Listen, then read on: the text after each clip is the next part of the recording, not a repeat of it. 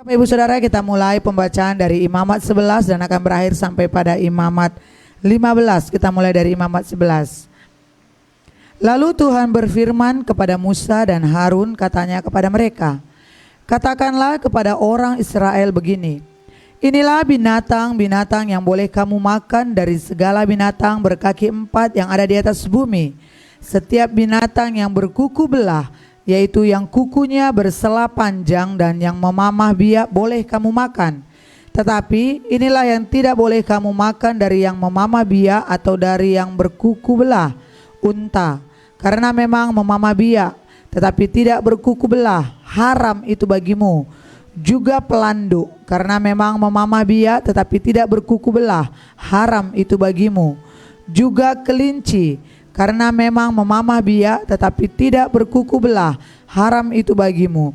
Demikian juga babi hutan, karena memang berkuku belah, yaitu kukunya bersela panjang tetapi tidak memamah biak, haram itu bagimu. Daging binatang-binatang itu janganlah kamu makan dan bangkainya janganlah kamu sentuh, haram semuanya itu bagimu.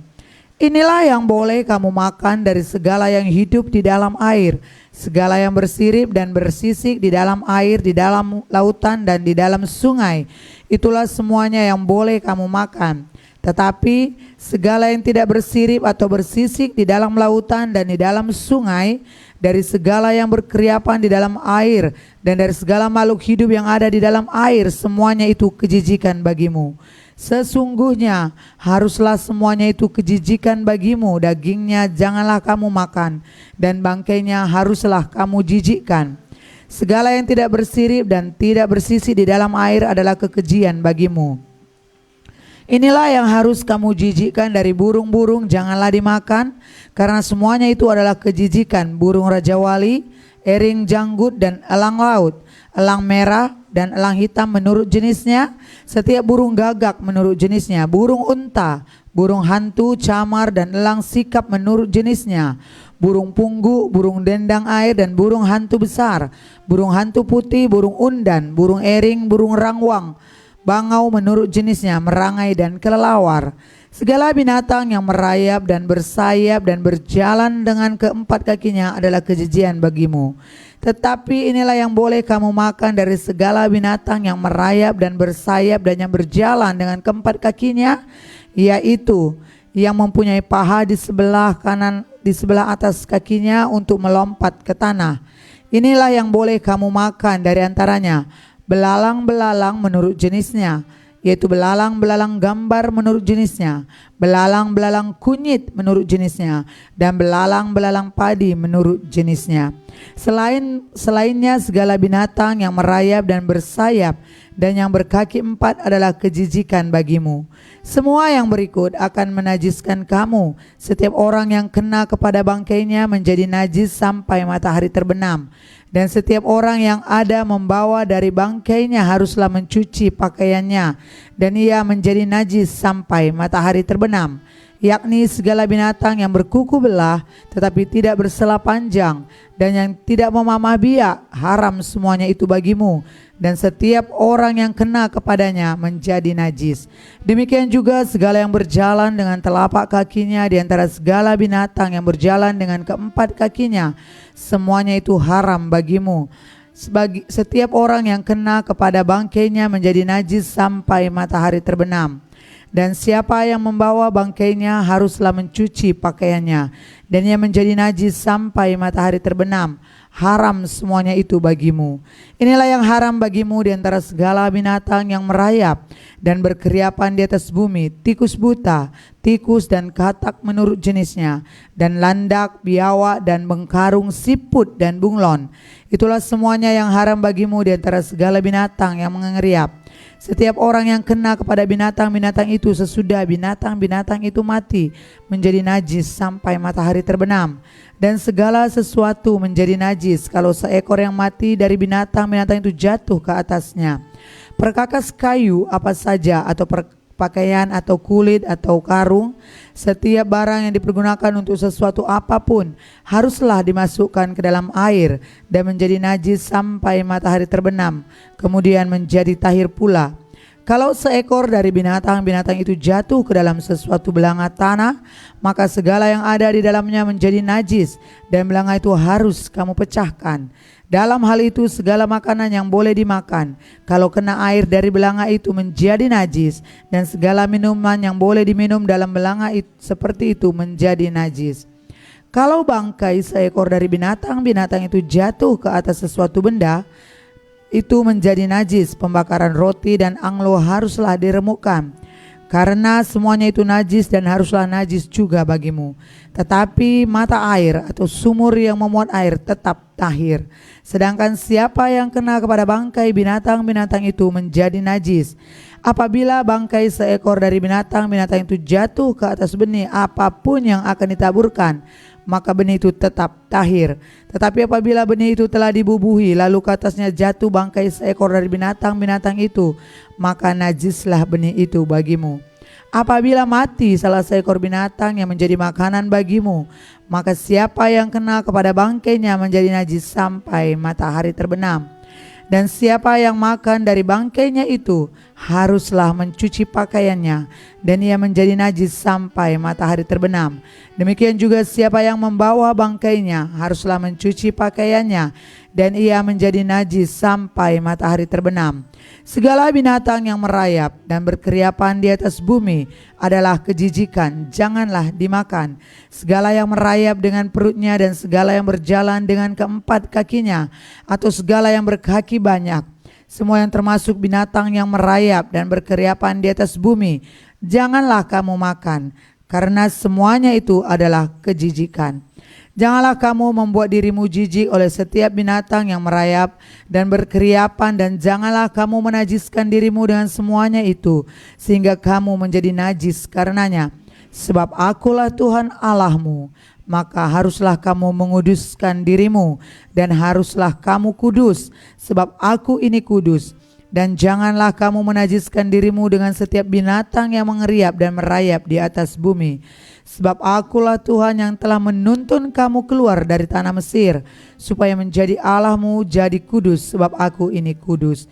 Itulah hukum tentang binatang berkaki empat, burung-burung dan segala makhluk hidup yang bergerak di dalam air, dan segala makhluk yang mengeriap di atas bumi, yakni untuk membedakan antara yang najis dengan yang tahir, antara binatang yang boleh dimakan dengan binatang yang tidak boleh dimakan. Imamat 12 ayat 1-8, pentahiran sesudah melahirkan. Tuhan berfirman kepada Musa demikian, katakanlah kepada orang Israel, apabila seorang perempuan bersalin dan melahirkan anak laki-laki, maka najislah ia selama 7 hari. Sama seperti pada hari-hari ia bercemar kain, ia najis. Dan pada hari yang ke-8 haruslah dikerat daging kulit katan anak itu.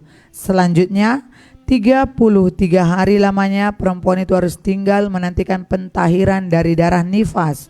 Tidak boleh ia kena kepada sesuatu apapun yang kudus, dan tidak boleh ia masuk ke tempat kudus sampai sudah genap hari-hari pentahirannya. Tetapi jikalau ia melahirkan anak perempuan, maka najislah ia selama 2 minggu, sama seperti pada waktu ia bercemar kain. Selanjutnya 66 hari lamanya ia harus tinggal menantikan pentahiran dari darah nifas. Bila sudah genap hari-hari pentahirannya, maka untuk anak laki-laki atau anak perempuan haruslah dibawanya seekor domba berumur 1 tahun sebagai korban bakaran, dan seekor anak burung merpati atau burung tekukur sebagai korban penghapus dosa ke pintu kemah pertemuan, dan menyerahkannya kepada imam. Imam itu harus mempersembahkannya ke hadapan Tuhan dan mengadakan pendamaian bagi perempuan itu. Demikianlah perempuan itu ditahirkan dari leleran darahnya. Itulah hukum tentang perempuan yang melahirkan anak laki-laki atau anak perempuan. Tetapi jikalau ia tidak mampu untuk menyediakan seekor kambing atau domba, maka haruslah ia mengambil 2 ekor burung tekukur atau 2 ekor anak burung merpati, yang seekor sebagai korban bakaran dan yang seekor lagi sebagai korban penghapus dosa. Dan imam itu harus mengadakan pendamaian bagi perempuan itu, maka tahirlah ia. Imamat 13 ayat 1 sampai kepada Imamat 14 ayat 57. Penyakit kusta. Tuhan berfirman kepada Musa dan Harun, apabila pada kulit badan seseorang ada bengkak atau bintil-bintil atau panu yang mungkin menjadi penyakit kusta pada kulitnya, ia harus dibawa kepada Imam Harun atau kepada salah seorang dari antara anak-anaknya imam-imam itu. Imam haruslah memeriksa penyakit pada kulit itu, dan kalau bulu di tempat penyakit itu sudah berubah menjadi putih dan penyakit itu kelihatan lebih dalam dari kulit, maka itu penyakit kusta. Kalau imam melihat hal itu, haruslah ia menyatakan orang itu najis. Tetapi jikalau yang ada pada kulitnya itu hanya panau putih dan tidak kelihatan lebih dalam dari kulit dan bulunya tidak berubah menjadi putih, imam harus mengurung orang itu 7 hari lamanya. Pada hari yang ke-7 haruslah imam memeriksa dia. Bila menurut penglihatannya penyakit itu masih tetap dan tidak meluas pada kulit, imam harus mengurung dia 7 hari lagi untuk kedua kalinya. Kemudian pada hari yang ke-7 haruslah imam memeriksa dia untuk kedua kalinya. Bila penyakit itu menjadi pudar dan tidak meluas pada kulit, imam harus menyatakan dia tahir. Itu hanya bintil-bintil. Orang itu harus mencuci pakaiannya dan ia menjadi tahir. Tetapi jikalau bintil-bintil itu memang meluas pada kulit, sesudah ia minta diperiksa oleh imam untuk dinyatakan tahir, haruslah ia minta diperiksa untuk kedua kalinya. Kalau menurut pemeriksaan imam bintil-bintil itu meluas pada kulit, imam harus menyatakan dia najis. Itu penyakit kusta. Apabila seseorang kena kusta, ia harus dibawa kepada imam.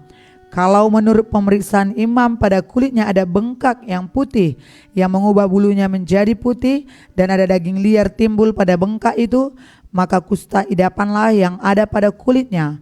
Imam harus menyatakan dia najis dengan tidak usah mengurung dia, karena orang itu memang sudah najis.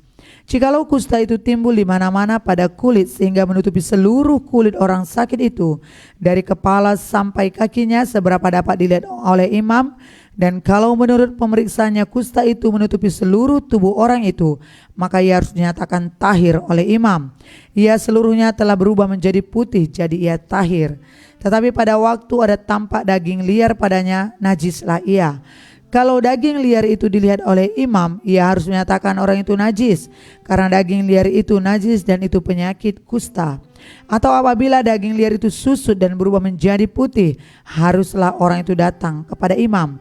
Kalau menurut pemeriksaannya penyakit itu telah berubah menjadi putih, haruslah imam menyatakan orang itu tahir, memang ia tahir.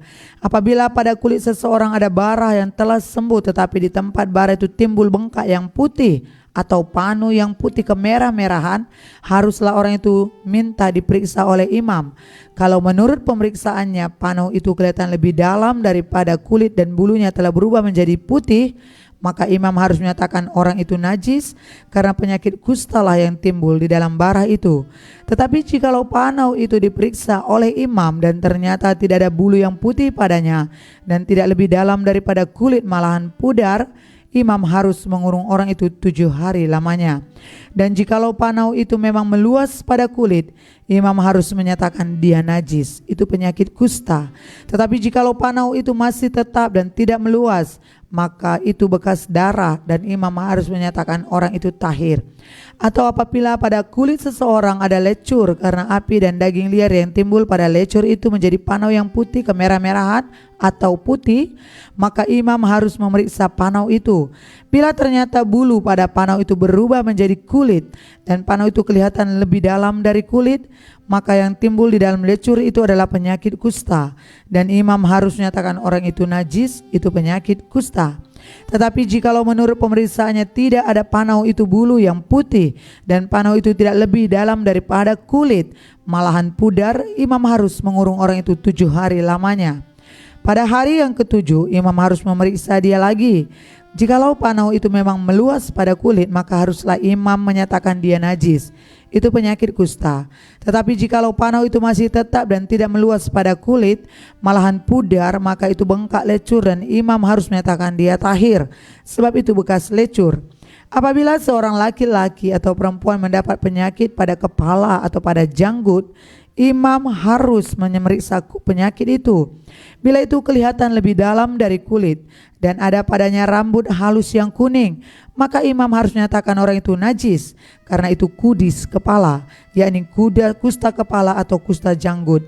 Dan apabila menurut pemeriksaannya penyakit kudis itu tidak kelihatan lebih dalam dari kulit dan tidak ada padanya rambut yang hitam, maka imam harus mengurung orang yang kena penyakit kudis itu 7 hari lamanya. Pada hari yang ke-7 imam harus memeriksa penyakit itu. Bila ternyata kudis itu tidak meluas dan tidak ada rambut yang kuning padanya dan kudis itu tidak kelihatan lebih dalam dari kulit, maka orang itu harus bercukur, hanya tempat kudis itu tidak boleh dicukurnya. Lalu imam harus mengurung orang yang kena kudis itu untuk kedua kalinya 7 hari lagi. Kemudian pada hari yang ke-7 imam harus memeriksa lagi kudis itu. Bila ternyata kudis itu tidak meluas pada kulit dan tidak kelihatan lebih dalam dari kulit, maka imam harus menyatakan orang itu tahir dan ia harus mencuci pakaiannya dan ia menjadi tahir. Tetapi jikalau kudis itu memang meluas pada kulit sesudah ia dinyatakan tahir dan menurut pemeriksaan imam kudis itu meluas pada kulit, maka imam tidak usah lagi mencari rambut yang kuning, memang orang itu najis. Tetapi jikalau menurut penglihatan imam kudis itu masih tetap dan ada rambut hitam tumbuh pada kudis itu, maka kudis itu sudah sembuh dan orang itu tahir dan imam harus menyatakan dia tahir. Apabila pada kulit seseorang laki-laki atau perempuan ada panau-panau, yakni panau-panau yang putih, imam harus melakukan pemeriksaan. Bila ternyata pada kulitnya ada panau-panau pudar dan putih, maka hanya kuraplah yang timbul pada kulitnya dan orang itu tahir. Apabila rambut kepala seorang laki-laki meluruh dan hanya menjadi botak, ia tahir. Jikalau rambutnya meluruh pada sebelah mukanya dan ia menjadi botak sebelah depan, ia tahir. Tetapi apabila pada kepala yang botak itu sebelah atas atau sebelah depan ada penyakit yang putih kemerah-merahan, maka penyakit kustalah yang timbul pada bagian kepala yang botak itu. Lalu imam harus memeriksa dia. Bila ternyata bahwa bengkak pada bagian kepala yang botak itu putih kemerah-merahan dan kelihatannya seperti kusta pada kulit, maka orang itu sakit dan ia najis, dan imam harus menyatakan dia najis karena penyakit yang di kepalanya itu. Orang yang sakit kusta harus berpakaian yang cabik-cabik, rambutnya terurai dan lagi ia harus menutupi mukanya sambil berseru-seru, najis, najis. Selama ia kena penyakit itu ia tetap najis. Memang ia najis, ia harus tinggal terasing di luar perkemahan, itulah tempat kediamannya. Apabila pada pakaian ada tanda kusta, pada pakaian bulu domba atau pakaian lenan, entah pada benang lungsin atau benang pakannya, entah pada kulit atau sesuatu barang kulit, kalau tanda pada barang-barang itu sudah kemerah-merahan warnanya, maka itu kusta. Hal itu harus diperiksakan kepada imam. Kalau tanda itu telah diperiksa oleh imam, ia harus mengasingkan yang mempunyai tanda itu 7 hari lamanya. Pada hari yang ke-7 ia harus memeriksa tanda itu lagi. Apabila tanda itu meluas pada pakaian atau benang lungsin atau benang pakan atau pada kulit, entah untuk barang apapun kulit itu dipakai, maka itu adalah kusta yang jahat sekali dan barang itu najis. Ia harus membakar barang-barang yang punya tanda itu, karena itu kusta yang jahat sekali. Barang-barang itu harus dibakar habis. Tetapi jikalau menurut pemeriksaan imam tanda itu tidak meluas pada barang-barang itu, maka imam harus memerintahkan orang mencuci barang yang mempunyai tanda itu. Lalu ia mengasingkannya 7 hari lagi untuk kedua kalinya. Kemudian sesudah barang itu dicuci, imam harus memeriksa tanda itu lagi. Bila ternyata rupanya tanda itu tidak berubah biarpun itu tidak meluas, maka barang itu najis dan engkau harus membakarnya habis, karena tanda itu semakin mendalam pada sebelah belakang atau sebelah muka. Dan jikalau menurut pemeriksaan imam tanda itu menjadi pudar sesudah dicuci, maka ia harus mengoyakkannya dari barang-barang itu. Tetapi jikalau tanda itu tampak pula pada barang-barang itu, maka itu kusta yang sedang timbul. Barang-barang yang punya tanda itu haruslah kau bakar habis. Tetapi barang-barang yang telah kau cuci sehingga tanda itu lenyap daripadanya, haruslah dicuci untuk kedua kalinya, barulah menjadi tahir. Itulah hukum tentang kusta yang ada pada pakaian bulu domba atau lenan atau pada benang lungsin atau pada benang pakan atau pada setiap barang kulit untuk menyatakan tahir atau najisnya. Imamat 14. Tuhan berfirman kepada Musa, inilah yang harus menjadi hukum tentang orang yang sakit kusta pada hari pentahirannya. Ia harus dibawa kepada imam, dan imam harus pergi keluar perkemahan. Kalau menurut pemeriksaan imam penyakit kusta itu telah sembuh daripadanya, maka imam harus memerintahkan supaya bagi orang yang akan ditahirkan itu diambil 2 ekor burung yang hidup dan yang tidak haram, juga kayu aras, kain kermizi dan hisop. Imam harus memerintahkan supaya burung yang seekor disembelih di atas belangat tanah berisi air mengalir. Tetapi burung yang masih hidup haruslah diambilnya bersama-sama dengan kayu aras, kain kermizi dan hisop. Lalu bersama-sama dengan burung itu semuanya harus dicelupkan ke dalam darah burung yang sudah disembelih di atas air mengalir itu. Kemudian ia harus memercik 7 kali kepada orang yang akan ditahirkan dari kusta itu, dan dengan demikian mentahirkan dia. Lalu burung yang hidup itu haruslah dilepaskan ke padang. Orang yang akan ditahirkan itu haruslah mencuci pakaiannya, mencukur seluruh rambutnya dan membasuh tubuhnya dengan air, maka ia menjadi tahir. Sesudah itu ia boleh masuk ke dalam perkemahan, tetapi harus tinggal di luar kemahnya sendiri 7 hari lamanya. Maka pada hari yang ke-7 ia harus mencukur seluruh rambutnya, rambut kepala, janggut, alis, bahkan segala bulunya harus dicukur, pakaiannya dicuci dan tubuhnya dibasuh dengan air, maka ia menjadi tahir. Pada hari yang ke-8 ia harus mengambil 2 ekor domba jantan yang tidak bercela dan seekor domba betina berumur 1 tahun yang tidak bercela, dan 3/10 epat tepung yang terbaik diolah dengan minyak sebagai korban sajian, serta 1 loh minyak. Imam yang melakukan pentahiran itu haruslah menempatkan orang yang akan ditahirkan bersama-sama dengan persembahannya di hadapan Tuhan di depan pintu kemah pertemuan. Dan ia harus mengambil domba jantan yang seekor dan mempersembahkannya sebagai tebusan salah bersama-sama dengan minyak yang 1 loh itu. Dan ia harus mempersembahkannya sebagai persembahan unjukan di hadapan Tuhan. Domba jantan itu haruslah disembelihnya di tempat orang menyembelih korban penghapus dosa dan korban bakaran di tempat kudus, karena korban penebus salah, begitu juga korban penghapus dosa adalah bagian imam. Itulah bagian maha kudus. Imam harus mengambil sedikit dari darah tebusan salah itu dan harus membubuhnya pada cuping telinga kanan dari orang yang akan ditahirkan, dan pada ibu jari tangan kanan, dan pada ibu jari kaki kanannya. Imam harus mengambil sedikit dari minyak yang 1 loh itu dan menuangnya ke telapak tangan kiri imam itu sendiri. Ia harus mencelupkan jari kanannya ke dalam minyak yang di telapak tangan kirinya itu, dan sedikit dari minyak itu haruslah dipercikkannya dengan jarinya 7 kali di hadapan Tuhan. Dari minyak selebihnya imam harus membubuh sedikit pada cuping telinga kanan orang itu, dan pada ibu jari tangannya, dan pada ibu jari kaki kanannya, di tempat mana darah tebusan salah dibubuhkan. Dan apa yang tinggal dari minyak itu haruslah dibubuhnya pada kepala orang yang ditahirkan. Dengan demikian imam mengadakan pendamaian bagi orang itu di hadapan Tuhan. Imam harus mempersembahkan korban penghapus dosa, dan dengan demikian mengadakan pendamaian bagi orang yang akan ditahirkan dari kenajisannya. Dan sesudah itu ia harus menyembelih korban bakaran. Kemudian imam harus mempersembahkan korban bakaran dan korban sajian di atas mezbah. Dengan demikian imam mengadakan pendamaian bagi orang itu, maka ia menjadi tahir. Tetapi jikalau orang itu miskin dan tidak mampu, ia harus mengambil domba jantan seekor saja sebagai tebusan salah untuk persembahan tunjukan, supaya diadakan pendamaian bagi orang itu, juga 1/10 epat tepung yang terbaik diolah dengan minyak untuk korban sajian, dan 1 lok minyak. Dan lagi 2 ekor burung tekukur atau 2 ekor burung merpati sekedar kemampuannya. Yang seekor harus menjadi korban penghapus dosa, dan yang seekor lagi menjadi korban bakaran. Pada hari yang ke-8 ia harus membawa semuanya itu untuk pentahirannya kepada imam ke depan pintu kemah pertemuan di hadapan Tuhan.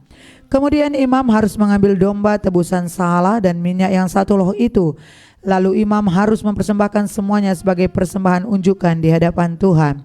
Ia harus menyembelih domba tebusan salah, dan imam harus mengambil sedikit dari darah tebusan salah itu dan membubuhnya pada cuping telinga kanan orang itu, dan pada ibu jari kanan dan ibu jari kanannya, ibu jari kaki kanannya.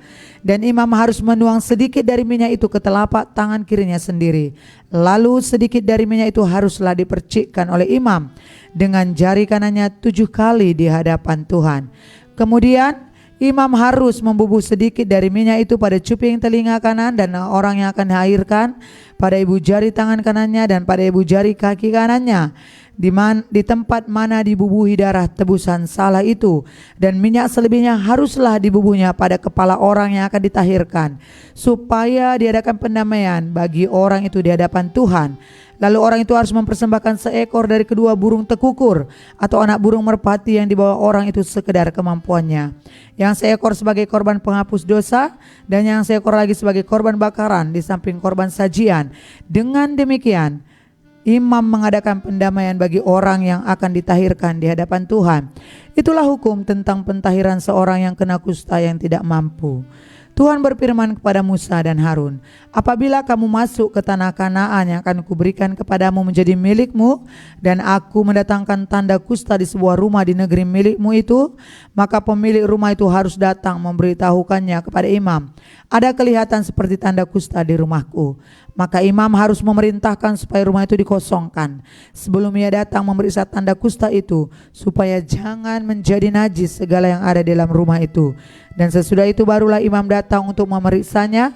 Kalau menurut pemeriksaannya tanda pada dinding rumah itu merupakan lekuk-lekuk yang kehijau-hijauan atau kemerah-merahan warnanya yang kelihatan lebih dalam dari permukaan dinding itu, imam harus keluar dari rumah itu, lalu berdiri di depan pintu rumah dan menutup rumah itu 7 hari lamanya.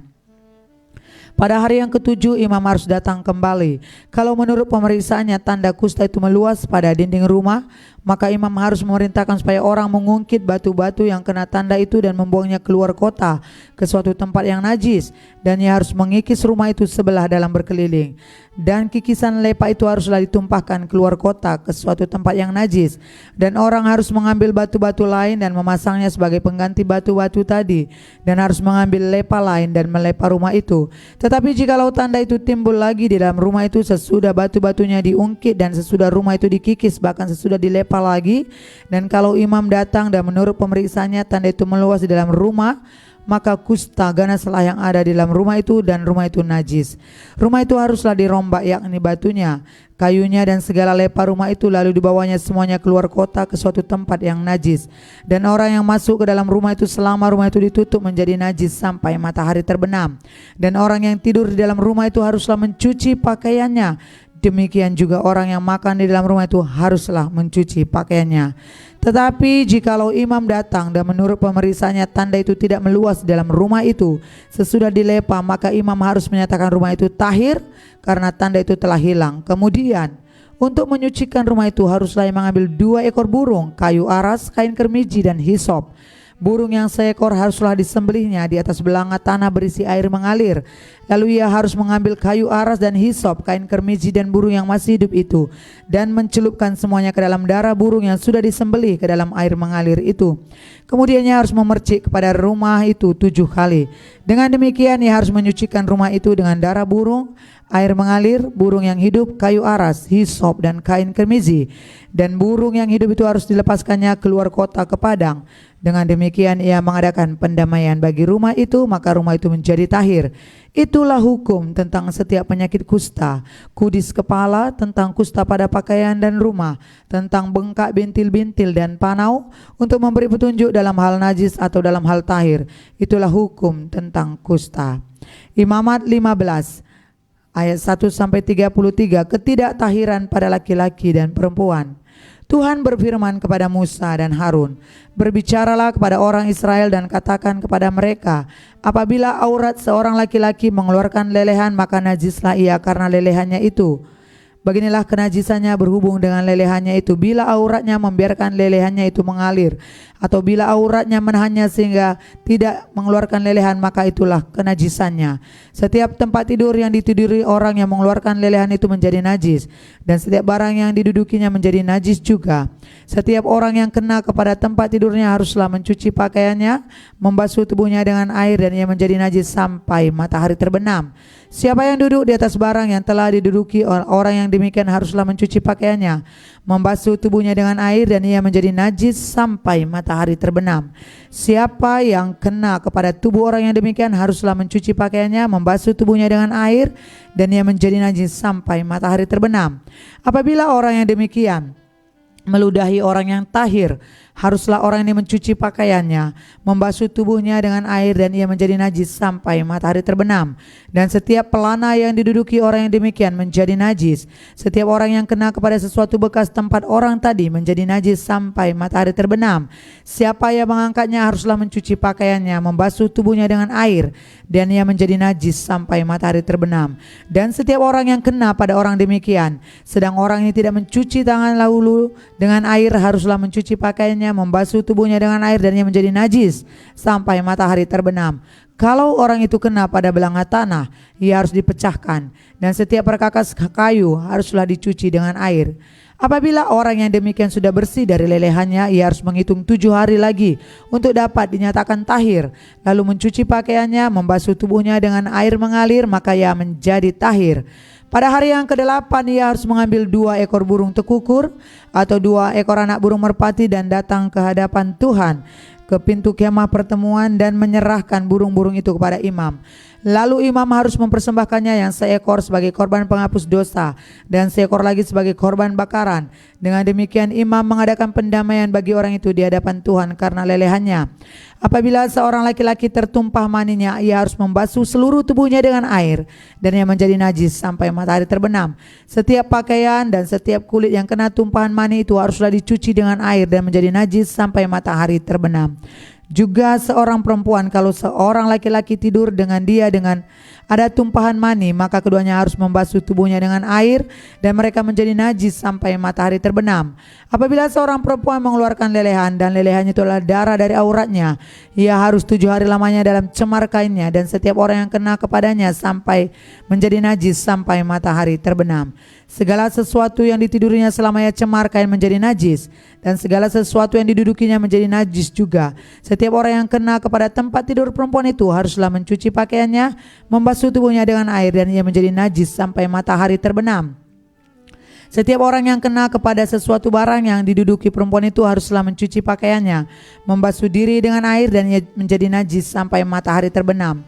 Jika pada waktu ia kena kepada sesuatu yang ada di tempat tidur atau di atas barang yang diduduki perempuan itu, ia menjadi najis sampai matahari terbenam. Jikalau seseorang laki-laki tidur dengan perempuan itu dan ia kena cemar kain perempuan itu, maka ia menjadi najis selama 7 hari, dan setiap tempat tidur yang ditidurinya menjadi najis juga. Apabila seorang perempuan berhari-hari lamanya mengeluarkan lelehan, yakni lelehan darah yang bukan pada waktu cemar kainnya, atau apabila ia mengeluarkan lelehan lebih lama dari waktu cemar kainnya, maka selama lelehan yang najis itu perempuan itu adalah seperti pada hari-hari cemar kainnya, yakni ia najis. Setiap tempat tidur yang ditidurinya selama ia mengeluarkan lelehan haruslah baginya seperti tempat tidur pada waktu cemar kainnya, dan setiap barang yang didudukinya menjadi najis sama seperti kenajisan cemar kainnya. Setiap orang yang kena kepada barang-barang itu menjadi najis, dan ia harus mencuci pakaiannya, membasuh tubuhnya dengan air, dan ia menjadi najis sampai matahari terbenam. Tetapi jikalau perempuan itu sudah tahir dari lelehannya, ia harus menghitung 7 hari lagi, sesudah itu barulah ia menjadi tahir. Pada hari yang ke-8 ia harus mengambil 2 ekor burung tekukur atau 2 ekor anak burung merpati dan membawanya kepada imam ke pintu kemah pertemuan. Imam harus mempersembahkan yang seekor sebagai korban penghapus dosa dan yang seekor lagi sebagai korban bakaran. Dengan demikian imam mengadakan pendamaian bagi orang itu di hadapan Tuhan karena lelehannya yang najis itu. Begitulah kamu harus menghindarkan orang Israel dari kenajisannya, supaya mereka jangan mati di dalam kenajisannya bila mereka menajiskan kemah suciku yang ada di tengah-tengah mereka. Itulah hukum tentang seorang laki-laki yang mengeluarkan lelehan atau yang tertumpah maninya yang menyebabkan dia najis, dan tentang seorang perempuan yang bercemar kain, dan tentang seorang yang baik laki-laki maupun perempuan yang mengeluarkan lelehan, dan tentang laki-laki yang tidur dengan perempuan yang najis. Puji